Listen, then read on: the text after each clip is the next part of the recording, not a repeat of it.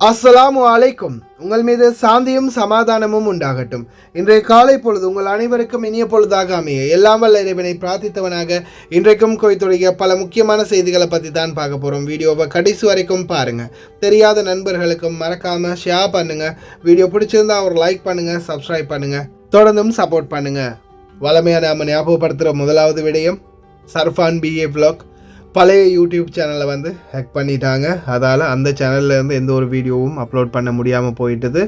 கடந்த 22ஆம் தேதி மதியத்துக்கு பிறகு அன்னையிலிருந்து அன்னைக்கு சாயந்தரம் போட்ட வீடியோ, அதுக்கப்புறம் இருந்து 23, 24 தொடர்ந்து இன்னைக்கு வரைக்கும் இந்த சேனலில் தான் வீடியோ அப்லோட் ஆகிட்டு இருக்குது. அதே மாதிரி பல உறவுகள் இன்றைக்கும் தேடிக்கிட்டு இருக்கிறாங்க, எங்கே என்ன ஆச்சு, ஆளுக்கு என்ன நடந்தது, 22ஆம் தேதியிலேருந்து இனிமேல் நியூஸே வராதா, இனிமேல் நியூஸே இல்லையா அப்படின்னு கூட யோசிச்சுக்கிட்டு இருக்கிறாங்க. தயவுசெய்து பார்க்கக்கூடிய அனைவரும் உங்களுடைய தெரிஞ்ச நண்பர்களுக்கும் ஷேர் பண்ணுங்க. அடுத்ததா முதலாவது தகவலை, ஏகேடி வந்த பிறகு இப்போ ரீசெண்டாக இலங்கையினுடைய ஜனாதிபதியாக பொறுப்பேற்றார் அனுரகுமார திசாநாயக் அவர்கள்.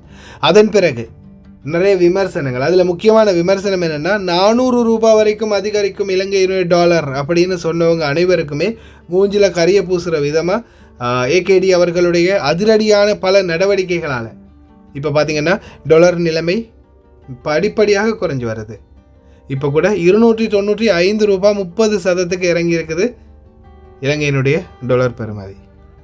இது பார்த்திங்கன்னா வெளிநாட்டுகள்லேருந்து அனுப்புகிறவங்களுக்கு வீழ்ச்சி மாதிரி தான் தெரியும். ஆனால் நாட்டில் நிலைமை சரியாகணும், அதே மாதிரி விலைவாசிகள் கம்மியாகணும் அப்படின்னா நிச்சயமாக டாலருடைய ரேட் கம்மியாகணும். ஒரு காலத்தில் 152 ரூபாய் இருந்தது, குறைஞ்சாதான் சரியாக வரும். குவைத் ரேட் தினார் மதிப்பு அவ்வளோதான் பார்த்தாலும் இலங்கைக்கான ரூபாயில் ஒரு தினாரின் மதிப்பு 983 ரூபாய் 507% உள்ளது. இந்தியாவின் ரூபாயில் ஒரு தினாரின் மதிப்பு 274 ரூபாய் 41% உள்ளது. இது அல்முல்லா எக்ஸ்சேஞ்சினுடைய அப்ளிகேஷன் ஆன்லைன் ரேட் ஆகும். அதே போல் கூகுள் ரேட்டை பார்த்தரலாம். இலங்கைக்கு 979 ரூபாய் 85%, இந்தியாவுக்கு 274 ரூபாய் 77% உள்ளது. கூகுள் ரேட்டும் நல்லாவே குறைஞ்சிடுச்சு இலங்கைக்கு, இந்தியாவுக்கு கொஞ்சம் அதிகரிச்சிருக்குது. அதே போல் சஜில் எக்ஸ்சேஞ்ச் பார்த்தீங்கன்னா நேற்றைய தினம் 27ஆம் தேதி 9ஆம் மாதம் 2024 ஹவாலியில் இருக்கக்கூடிய பிரான்ச் 997 ரூபாய் 84% இலங்கைக்கு வழங்கியிருந்தாங்க. 50,000க்குள்ள பணம் அனுப்புகிறவங்களுக்கு மட்டும். அதற்கு மேலே பார்த்தீங்கன்னா 992 ரூபாய் வரைக்கும் வழங்கியிருந்தாங்க. 1 லட்சம், 2 லட்சம், 5 லட்சம் போன்ற பண பரிவர்த்தனைகளுக்கு 985 ரூபாய்க்கு மேலே தான் வழங்கிட்டு இருக்கிறாங்க இப்போதைக்கு வரைக்கும். இந்தியாவை பொறுத்தவரையில் 274 ரூபாய் 50% வழங்கியிருந்தாங்க. ஒரு தினார் தான் கட்டணமாகவும் வரவிடுறாங்க. அதே போல் 97, 23, 54, 61 மேலதிக தகவல்களுக்கு அழைப்பு விடுத்து கேட்டுக்கொள்ளுங்கள். குவைத்துடைய பல எக்ஸ்சேஞ்சுகள்லையுமே அக்கௌண்ட் நம்பரை மறைச்சிடுறாங்க. இதை பற்றியும் உங்களுக்கு தொடர்ந்துமே தெரியத்தாது. நீங்கள் ஏதாவது ஒரு புதிய எக்ஸ்சேஞ்சுக்கு பழைய பற்றுச்சீட்டோட போகிறீங்களா இருந்தால் நிச்சயமாக அதில் அக்கௌண்ட் நம்பர் இருக்கா அப்படின்றத செக் பண்ணிக்கோங்க. அப்படி இல்லாத பட்சத்தில் எழுதிட்டு போனாலும் பிழை இல்லாத அக்கௌண்ட் நம்பர் எழுதிட்டு போங்க. ஏதாவது ஒரு நம்பர் பிழைச்சாலும் கூட உங்களுடைய பணம் நாட்டுக்கு போய் சேராது. அந்த பணத்தை திரும்ப பெறணுமா இருந்தாலும் ரொம்ப நாட்களாகும், மறுபடியும் கட்டணம் செலுத்த வரும். அதே போல தான் நீங்கள் எக்ஸ்சேஞ்சில் பணம் அனுப்பிட்டு பற்றுச்சீட்டை கையில் எடுக்கும்போது தயவு செய்து எல்லாமே செக் பண்ணிவிட்டு வெளியாகுங்க. அக்கௌண்ட் நம்பர், பேர், டீட்டெயில்ஸ், அதே மாதிரி ரேட்டு சரியாக இன்க்ளூட் ஆகிருக்கிறான்றதையும் செக் பண்ணிக்கோங்க. யுனைடெட் கல்ஃப் எக்ஸ்சேஞ்ச் கார்பரேஷன் இந்தியாவுக்கு பணம் அனுப்ப 750 ஃபில்ஸும் இலங்கை பணம் அனுப்ப ஒரு தினாரும் கட்டணமாக விடுறாங்க. அல்சாமில் எக்ஸ்சேஞ்ச் கார்பரேஷன் ஒரு தினார் மட்டுமே கட்டணமாக விடுறாங்க. யூஜே எக்ஸ்சேஞ்ச் கார்பரேஷன் ஒரு தினார் மட்டுமே கட்டணமாக விடுறாங்க. Kuwait Asian international exchange 750 fils ஒரு தினார் போன்ற கட்டணங்களும் வரவிடுறாங்க. குவைட்டில் அல்நாதா, ARY, Amman exchange, UJ, Al Samil, Ansari exchange, Lulu exchange, Joyalukkas, KBE, UAE, Oman exchange, Bahrain exchange, BEC, Wall Street exchange, சஜில் exchange, Malik exchange, international exchange, அல்ஷாஃபா எக்ஸ்சேஞ்ச், இது போன்ற இன்னும் பல எக்ஸ்சேஞ்சுகள் இருக்குது. குறிப்பாக சில எக்ஸ்சேஞ்சுகள் ஏஆர்ஒய், யுஏஇ, யூஜே இது போன்ற பல எக்ஸ்சேஞ்சுகளையும் நல்ல ரேட் கொடுக்குறாங்க. அதே மாதிரி 900 ஃபீல்ஸ், ஒரு தினார், 750 ஃபீல்ஸ் இது போன்ற வெவ்வேறு கட்டணங்களும் வரவிடுறாங்க. இதில் முக்கியமாக இன்னொரு மிக முக்கியமான ஒரு விடயம் என்னென்னு பார்த்தீங்கன்னா, இலங்கையர்களை பொறுத்தவரையில் இந்த நாட்களில் பணம் நீங்கள் சேகரித்து வச்சுருக்கீங்க, உங்களுடைய ஒரு 2-3 மாதம் சம்பளமாக இருக்கலாம், அல்லது ஒரு 10 மாதம் சம்பளமாக இருக்கலாம், நீங்கள் சேர்த்து வச்சுருக்கீங்கன்னா இனி வரும் நாட்களில் டினார் ரேட் அதிகரிக்கும் அப்படின்னு எதிர்பார்க்காம நீங்கள் நாட்டுக்கு அனுப்புறது சிறந்தது. ஏன்னா நாட்டுடைய பொருளாதார தன்மை, அதே மாதிரி டாலர் நெருக்கடி ஒரு அளவுக்கு கம்மியாகிட்டே வந்துச்சுன்னா நிச்சயமாக விலைவாசிகள் மாறும், டாலர் இன்னும் கம்மியாகும். எனவே இப்போவே ரெடி ஆகிக்கோங்க. குவைத்துடைய தங்க விலையை பார்த்தலாம். 1 கிராம் 18 கேரட் தங்கத்தின் விலை 19 தினார் 798 ஃபேல்ஸ். 1 கிராம் 21 கேரட் தங்கத்தின் விலை 23 தினார் 97 ஃபேல்ஸ். 1 கிராம் 22 கேரட் தங்கத்தின் விலை 24 தினார் 206 ஃபேல்ஸ். 1 கிராம் 24 கேரட் தங்கத்தின் விலை 26 தினார் 397 ஃபேல்ஸ். குவைத்துடைய தங்க விலை தற்போது மீண்டும் அதிகரித்த நிலையில் தான் இருக்குது. இந்த நாட்களில் மசகு எண்ணெயின் விலை இன்னும் வீழ்ச்சி அடைஞ்சிருக்கிறதால தான் இந்த நிலைமை. பார்க்கலாம் இன்ஷா அல்லாஹ் எதிர்வரும் நாட்களில். அதே மாதிரி நேற்றைய தினம் விடுபட்ட செய்தி ஒன்று இது. 2000 தினார் லஞ்சம் கேட்டதால் 4 வருடம் கடூழிய சிறை ஒரு அதிகார பெண்ணுக்கு. அதே போல் தனது பாட்டியை ருமைத்தியா பகுதியில் கழுத்தை வெட்டி உயிரை எடுத்த ஒரு கொடூரன். ஹிஸ்புல்லாக்களின் தலைவர் ஹசன் நஸ்ரல்லா இறந்து விட்டதாக அமெரிக்க இராணுவம் உறுதி செய்தது. உண்மையா பொய்யா? சஹல் அப்ளிகேஷன் ஆரம்பிக்கும் போது என்ன வேறு ஏதாவது கேட்குதா? வேறு லெவலில் மாறி இருக்கிறதா தான் அப்படி கேட்குது. அதையும் என்னென்னு பார்க்கலாம். அதே மாதிரி கொடூர கொலையாளி பிடிபட்டார். ஜாப்ரியா பகுதியில் திடீர் சோதனை, களத்தில் இறங்கிய அமைச்சர். பார்க்கலாம் அனைத்து தகவல்களையும். குவைத்துடைய வானிலை ஆய்வாளர் ஈசா அல் ரமதான் திங்கள் முதல் அடுத்த புதன்கிழமை வரை வார இறுதி வானிலை மற்றும் அதிக ஈரப்பதத்தில் தூசியை ஏற்படுத்தும் செயலில் காற்று அதிகமாக வீசும் அப்படின்னு தெரிவிச்சிருக்கிறாங்க. குறிப்பாக இந்த ஈரப்பதம் ருத்தூபா தன்மையோட இந்த தூசி காற்று வந்துச்சுன்னா உண்மையிலேயே ரொம்ப பெரிய ஒரு இடைஞ்சலாக இருக்கும் ஓட்டுநர்களுக்கு. ஏன்னா மற்ற நாட்களில் சாதாரணமாக தூசி காற்று மட்டுமா இருந்தால் வண்டியை மூவ் பண்ணும்போது, வண்டியை ஸ்டார்ட் பண்ணி வண்டியை வெளியில் ஓடிட்டு போகும்போதே ரோட்டில் அந்த தூசியெல்லாம் பறந்துடும். அதே ருத்தூபாவாக இருந்துச்சுன்னா எந்த தூசியுமே பறக்காது, அப்படியே ஒட்டிக்கும். நிச்சயமாக கழுகியே ஆகணும். அடுத்ததாக இன்னொரு முக்கியமான தகவலை வெளியிட்டிருக்கிறாங்க. குவைத்துடைய மின்சார அமைச்சகம் செப்டம்பர் 28 ஆகிய இன்று முதல் அக்டோபர் 5 வரை சில 2ஆம் நிலை மின் மாற்றி நிலையங்களில் பராமரிப்பு பணிகள் மேற்கொள்வதற்காக வரும் வாரத்தில் நாட்டின் 6 கவர்னர்களில் சில பகுதிகளில் மின்வெட்டு திட்டமிடப்பட்டுள்ளது. எந்தெந்த பகுதிகளில் வரும்னு தெரியல, அலர்ட்டாக இருந்துக்கோங்க. இதோ அமெரிக்க இராணுவம் கன்ஃபார்ம் பண்ணுறாங்க ஹசன் நஸ்ரல்லா அவர்கள் இறந்து விட்டதா. ஆனாலும் இப்போதைக்கு வரைக்கும் சரியான தகவல் இல்லை, உத்தியோகபூர்வ தகவல் இல்லை அப்படின்னு தான் தெரிவிச்சிருக்கிறாங்க ஹிஸ்புல்லாக்களின் ஊடக குழு. பலரும் இப்போதைக்கு காயமடைந்திருக்கிறாங்க. அதே மாதிரி ராய்டர்ஸ் உறுதிப்படுத்துகிறது ஹிஸ்புல்லா செயலாளர் நாயகம் ஹசன் நஸ்ரல்லா உயிருடன் இருக்கிறார் என்று. ஆனால் பெய்ரூத்தின் தெற்கு புறநகர் பகுதிகளில் அதிகமான தாக்குதல். அதே மாதிரி பொர்ச்சமின் நித்யான்ஹூ பேச ஆரம்பிக்கும் போதே எல்லாருமே அந்த சபையை விட்டே போயிட்டாங்க. யுனைடெட் நேஷன்ஸ் ஸ்பீச்சில்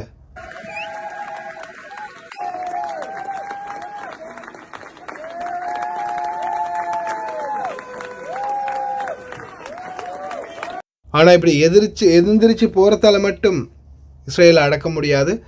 சரியான பாடம் புகட்டணும். அனைவரும் ஒன்று சேர்ந்து எதிர்த்தாலாவது அவங்க பயப்படுவாங்க. எங்கே எல்லா நாடுகளும் அவங்கவுங்க வேலையை பார்த்துட்டு போயிட்டே இருக்கிறாங்க. அல்லா தான் இருக்கிறான்.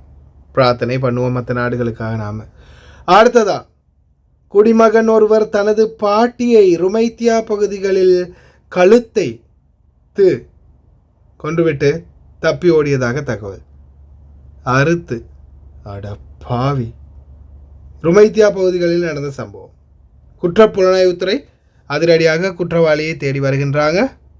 அதன் பிறகு ஹவாலி கவர்னரேட்டுடைய குற்றப்புலனாய்வுத்துறை உடனடியாக அந்த நபரை கண்டுபிடிச்சிருக்கிறாங்க.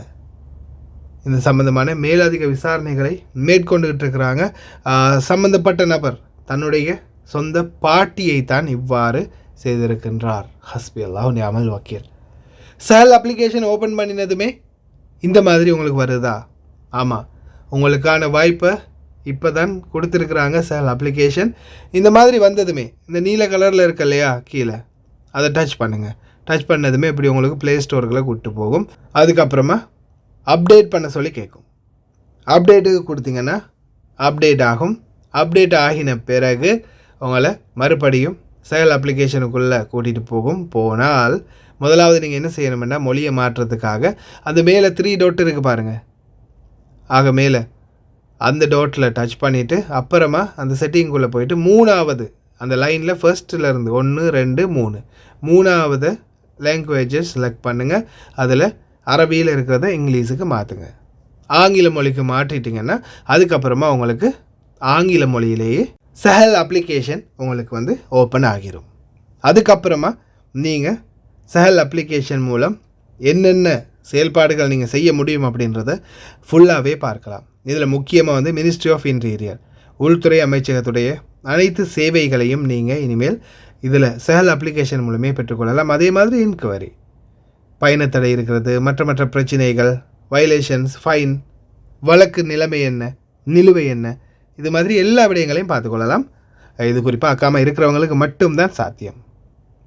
அதே போல் இப்போ சாதாரணமாக பயோமெட்ரிக் எடுக்கிறது, அதில் 3வது டச் பண்ணிங்கன்னாலே உங்களுக்கு இந்த மாதிரி வரும். இதை ஓகே பண்ணிங்கன்னா பயோமெட்ரிக் எடுத்தாச்சா இல்லையான்றதை உடனே பார்த்துடலாம். இந்த மாதிரி சரி மார்க் வந்துச்சுன்னா ஓகே நீங்கள் எடுத்துட்டீங்க, இல்லை அப்படின்னு எக்ஸ்போர்ட்டு சிவப்பு கலரில் வந்துச்சுன்னா நீங்கள் பயோமெட்ரிக் எடுக்கலை அப்படின்றதுக்கு அர்த்தம். ஆனாலும் இந்த 2 நாட்களில் பயோமெட்ரிக் எடுக்கிறதுக்காக போகாதீங்க. ஏன்னா ரொம்ப அதிகமான க்ரௌடு இருக்கும். கொய்திகளுடைய 1ஆம் தேதிக்கு அப்புறமா போங்க. 3 மாதத்துக்குள்ளே எப்படியாவது எடுத்துடுங்க. அதே மாதிரி உங்களுக்கு ஏதாவது கேஸ் இருக்குதா, உங்களுடைய பிரச்சனைகள் என்ன, மற்றும்படி உங்களுடைய மருத்துவ சான்றிதழ்கள், விடுமுறைக்கான விடுப்புக்கான அனுமதிகள், அதே மாதிரி முக்கியமாக பார்த்தீங்கன்னா டிராஃபிக் வயலேஷன்ஸ் ஏதாவது இருக்கா அப்படின்றத நீங்கள் செக் பண்ணிக்கொள்ளலாம். இப்போ நீங்கள் அதில் டிராஃபிக் வயலேஷன்ஸ் இருக்கா அப்படின்றத நீங்கள் டச் பண்ணி ஓகே பண்ணும்போது இருந்தால் இருக்குன்னு காட்டும், இல்லையா you don't have any traffic violations அப்படின்றத காட்டும். அதே மாதிரி தான் டிரைவிங் லைசன்ஸுக்கு புதுசாக அப்ளை பண்ணுறதுலேருந்து, அப்டேட் பண்ணுறதுலேருந்து, ரிக்வெஸ்ட் பண்ணுறது, செக் பண்ணுறது, அதே மாதிரி நீங்கள் லைசன்ஸுக்கு அப்ளை பண்ணிட்டீங்கன்னா உங்களுக்கு எப்போ எக்ஸாம் டேட்டு, எந்த நாளில் ட்ரையல் இருக்குது, இந்த மாதிரி எல்லா விடயங்களையும் பக்காவாக பார்த்துடலாம். அதே போல் இப்போ நீங்கள் உங்களுடைய டிரைவிங் லைசன்ஸ் கார்டு வந்து எடுக்க வேண்டிய சூழல் இருக்குது. கார்டு வந்து எங்கே போய் எடுக்கலாம் அப்படின்னு பார்த்தீங்கன்னா மெஷினில் எடுக்கலாம். அந்த மெஷின் எங்கே இருக்குது அப்படின்றத இப்போ நீங்கள் இதில் பார்க்கலாம். இதிலேயே போட்டிருக்காங்க பாருங்கள். அவென்யூஸ் மால் இருக்குது, அல்கூத் மால் இருக்குது, அதே மாதிரி ஷார்க் மார்க்கெட் இருக்குது, அதே போல் அவென்யூஸ் மால், அடுத்தது மெரினா மால், அல்கூத், இந்த மாதிரி பல இடங்கள்ல இருக்குது. இப்போ நீங்கள் அதில் ஏதாவது ஒன்று செலக்ட் பண்ணிட்டு இப்போ பாருங்கள், இது அவென்யூஸை செலக்ட் பண்ணிட்டு ஓகே பண்ணினா அப்ளிகேஷனில் கூகுள் மேப்புக்கு காட்டும். கூகுள் மேப்பை ஓகே பண்ணினோம்னா அந்த லொக்கேஷன் எங்கே இருக்குது அப்படின்றத கூட பக்காவாக காட்டிடும். இது மட்டும் இல்லை, இன்னும் எத்தனையோ ஸ்பெஷாலிட்டி இருக்குது. சஹல் அப்ளிகேஷன் சும்மா இருக்கிற டைமில் சஹல் அப்ளிகேஷனை போய் நோண்டுங்க. எதையுமே தட்டி கட்டி வச்சு தொலைச்சிடாதீங்க. தெரியாதவங்க, தெரிஞ்சவங்க, ஆங்கில மொழி வாசிக்க தெரிஞ்சவங்க சஹல் அப்ளிகேஷனுக்குள்ளே போய் செக் பண்ணி பாருங்கள். நல்ல சேவைகள் இருக்குது. உங்களுக்கு எங்கேயுமே போகாமல் வீட்டில் இருந்தே செயல்படுத்தக்கூடிய பல சேவைகள் இருக்குது. அதே மாதிரி சஹல் அப்ளிகேஷனே கடைசியாக ரேட்டிங் ஒன்றும் கொடுத்துட்டு தேங்க்ஸ் ஃபார் இங்கிலீஷ் வெர்ஷன் அப்படின்றதுக்கும் நன்றியை தெரிவித்தாச்சு. ஆனால் இது வந்து சஹல் அப்ளிகேஷன் ஆரம்பத்திலே சஹலுடைய ஃபவுண்டருடைய ட்விட்டரில் நான் தொடர்ந்து அவர் ஏதாவது அப்டேட் போடும்போது தொடர்ந்து இங்கிலீஷ் வெர்ஷன் அப்படின்னு கமெண்ட் பண்ணிக்கிட்டே இருப்பேன். கடைசியில் அல்ஹம்துலில்லாஹ் பலன் அளித்த மாதிரி தான் இருக்குது. இதோ சம்பந்தப்பட்ட குற்றவாளி ஹவாலி கவர்னரேட்டின் குற்றப்புலனாய்வு துறையால் கைது செய்யப்பட்டார். ருபைத்தியா பகுதிகளில் தன்னுடைய பாட்டிக்கு அடப்பாவி என்னன்னு பார்த்தா 1ஆம் நம்பர் போதை வியாபாரி, போதைப் பொருளுக்கு அடிமையாகி பாவனையாளராக இருந்து இந்த போதைப் பொருளால் ஜெயிலுக்கும் போயிட்டு வந்து நன்னடத்தைக்காக வெளியில் விட்ட மனுஷன். அடப்பாவி, ஸ்தஃபுல்லா பாவின்னு நம்ம சொல்லவே கூடாது யாரையுமே. இருந்தாலும் என்ன பெரிய பாவம் பாருங்கள். பாட்டி எந்த மாதிரி செய்தது அந்த சொந்த பாட்டி. தயவுசெய்து ரொம்ப கவனமாக இருங்க. வீடுகளில் வேலை செய்யக்கூடியவங்க, ஓட்டுநர்கள், பணிப்பெண்கள், இந்த போதைப் பொருளுக்கு அடிமையாகின பசங்கள்கிட்ட தூரமாகவே இருங்க. உள்துறை அமைச்சரே நேரடியாக களத்தில் இறங்கியிருக்காரு. நேற்றைய தினம் ஜாப்ரியா பகுதிகளில் அதிரடியான சோதனை, பல விதிமீறல்கள், பல வழக்குகள் வந்து பதிவாகி உள்ளன. இதில் பார்த்திங்கன்னா அதிகமாகவே 800 விதிமீறல்கள் பதிவாகி இருக்குது. 4 பேர் கைது செய்யப்பட்டிருக்கிறாங்க போதைப்பொருள் வைத்திருந்ததுக்காக. 18 வாகனங்கள் மற்றும் 11 பேர் தேடப்பட்ட குற்றவாளிகள் என்றும் தெரிய வந்துள்ளது. அதே மாதிரி 4 தேடப்படும் வாகனங்கள், அதே போல் 9 போக்குவரத்து விதிமீறல்கள் சிறியவர்கள் அப்படின்னு தெரிவிச்சிருக்கிறாங்க. அதே மாதிரி தான் இந்த டெலிவரி பண்ணுறவங்க, இந்த காதிம் வீசாவில் வெளியில் வேலை பார்க்குறவங்க, அவங்கெல்லாம் கொஞ்சம் கவனமாக இருங்க. கோல் அடித்து நம்ம பாபா தான் பேசுங்க, பெரிய ஆள் அப்படின்லாம் கொடுக்க முடியாது. அமைச்சரை விட பெரிய ஆளா, டேய் யாராக இருந்தாலும் சரி ஒரே சட்டம் தான் அப்படின்னு சொல்லி அங்கேருந்தே சத்தம் வைப்பார். ஏன்னா அவரே களத்தில் நிற்கிறாரு. தயவு செய்து ரொம்ப கவனமாக இருங்க. இதுக்கு மேலே எல்லாம் சொல்ல முடியும், காட்ட முடியும், தப்பிக்கிறது உங்கள் கையில் தான் இருக்குது. பாருங்கள் வீடியோவை ஃபுல்லாகவே.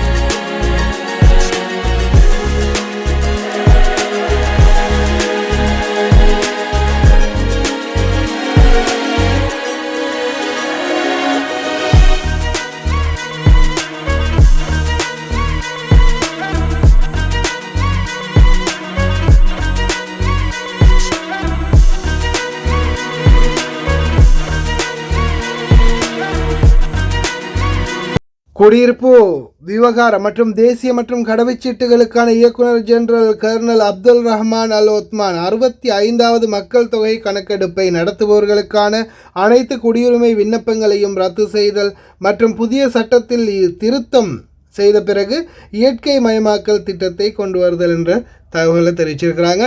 இதில் குறிப்பாக பார்த்தீங்கன்னா இன்னொரு முக்கியமான விடயம், குவைத்தி குடியுரிமையில் குவைத்திகள் எத்தனை பேர் குவைத்திகளாக வேறு நாட்டவர்கள் ஏமாற்றி குடியுரிமை பெற்றிருக்காங்க அப்படின்னு தெரியல. அதை பற்றின விசாரணைகள் நடந்து வருது. இதில் குறிப்பாக குவைத்தி பெண்களுடைய மகள்களாக இருந்து தந்தை வெளிநாட்டவராக இருந்தும் அவர் உயிரிழந்த பட்சத்தில், அவர் உயிரோடு இல்லாத பட்சத்தில் அவங்களுக்கு இந்த குழந்தைகளுக்கு குடியுரிமை அளிக்கப்படும் அப்படின்னு தெரிவிச்சிருக்காங்க. ஆனால் குடியுரிமைகளை போலியாகவே ஃபேக்காகவே ரெடி பண்ணின எந்த ஒரு வெளிநாட்டவராக இருந்தாலும் சரி, குவைத்தியை முடிச்சிருந்தாலும் சரி, அவங்களுக்கு இந்த நாட்டில் இடமே இல்லை அப்படின்றதையும் கன்ஃபார்ம் பண்ணியிருக்கிறாங்க. இந்த வெளியில் அக்காம அடிக்கிறவங்க கொஞ்சம் கன்ஃபார்மாக பார்த்துக்கோங்க கஃபீல் இருக்கிறாரா இல்லையா அப்படின்றத. من حملة إحصاء 65 هذه كلها تم إلغائها الآن بشكل نهائي. لغينا كل الطلبات لأن البند هذا لا خلاص. حاليا راح يتم وقف التجنيس بالكامل الاكتفاء بس بمعاملة فرد كويتي. راح يتم رفع مذكرة بعد ما أتأكد من إذا كانت مطلقة طلاق بينونة كبرى أو أرملة.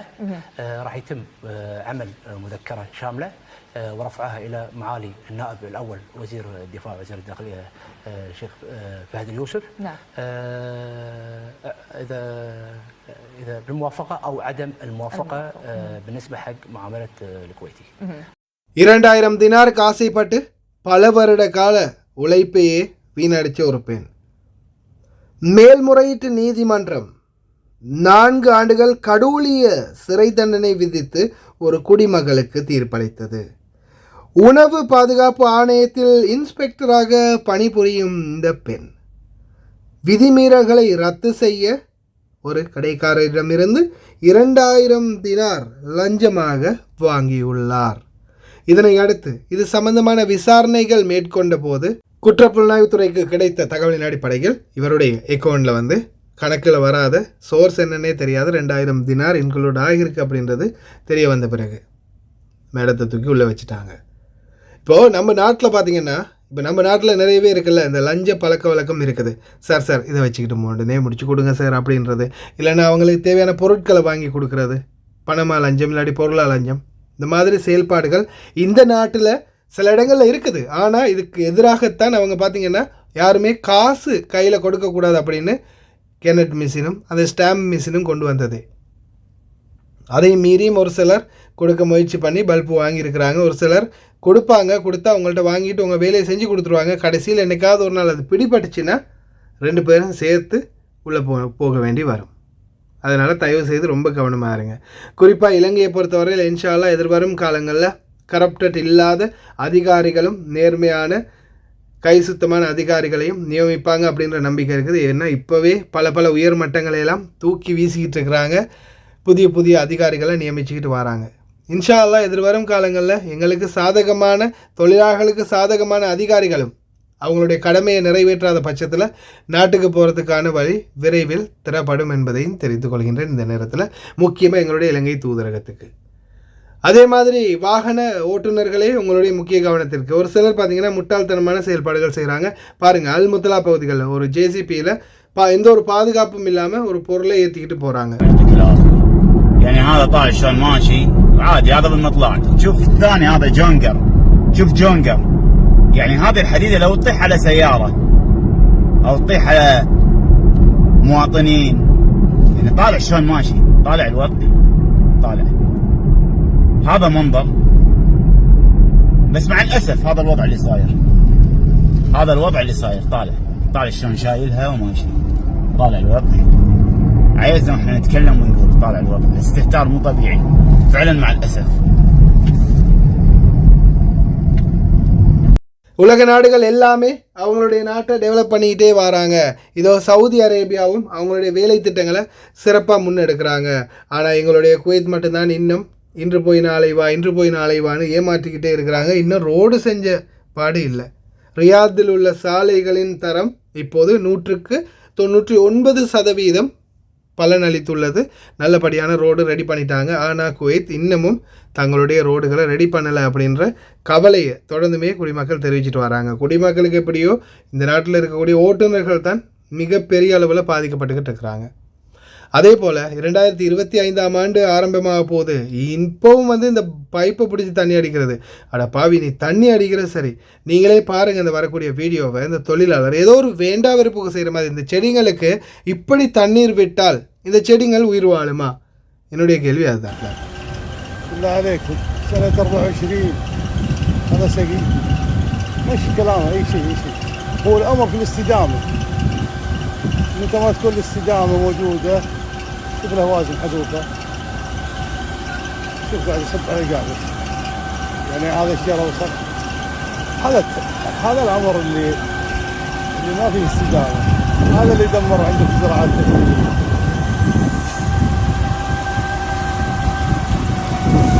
غير صالح للشرب، ما ادري بجاري هذا ولا شوف ماشي.